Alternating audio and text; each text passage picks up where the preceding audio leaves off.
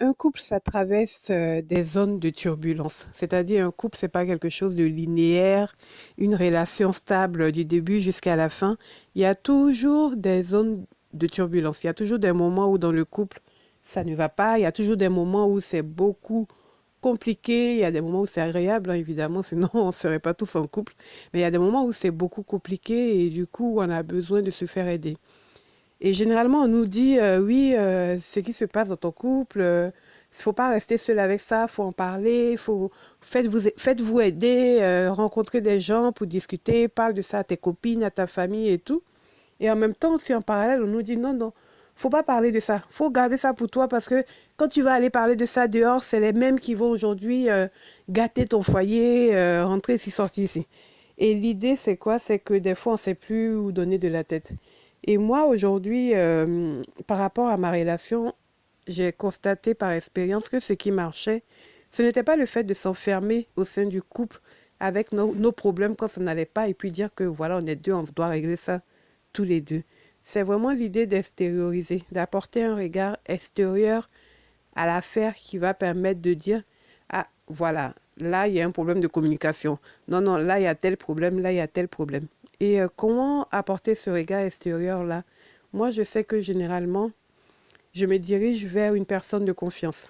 C'est-à-dire une personne de confiance que je considère comme quelqu'un de sage. Un sage, c'est quoi? C'est quelqu'un à qui tu peux tout expliquer. Quelqu'un à qui tu peux tout expliquer, quelqu'un à qui tu peux tout dire et qui ne va te donner qu'une seule réponse qui va te dire c'est pas grave. C'est-à-dire, si vous avez dans votre entourage quelqu'un à qui vous pouvez tout dire et qui vous dit non, mais c'est pas grave, c'est que c'est une personne sage. Parce qu'effectivement, en nous disant cela, la personne nous emmène à relativiser. Et ça, c'est primordial dans une relation de couple. Si on n'a pas, si on n'est pas capable de relativiser, on s'embarque dans des prises de tête, mais de malade, quoi.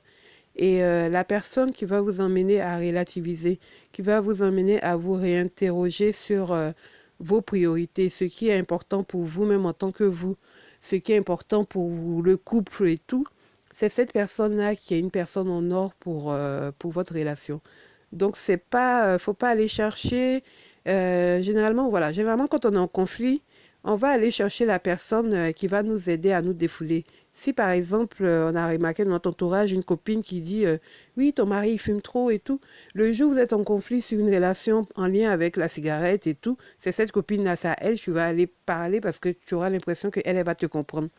Si tu as un pote qui est là, oui, ta chérie, à chaque fois, elle dépense tous tes sous dans des vêtements et tout. Le jour où vous êtes en conflit sur des problèmes financiers, eh ben, c'est ce pote-là que tu vas aller voir pour expliquer la situation parce que tu vas aller chercher la compréhension chez lui et généralement, c'est tomber dans l'erreur. Donc, l'idée, voilà. L'idée d'aujourd'hui, c'est de se dire, est-ce que dans mon entourage, j'ai un sage, une personne à qui je peux tout dire et qui va me dire, c'est pas grave. Si vous en avez une, conservez-la et n'hésitez pas à l'interpeller dès que ça va pas. Enfin, pas dès que ça va pas, dès que ça va pas, mais en tout cas, si vous avez l'impression d'être un peu pris au piège dans votre relation et de ne pas voir le bout parce que les conflits sont assez récurrents, n'hésitez donc pas à interpeller cette personne-là qui va vous aider à y voir un peu plus clair.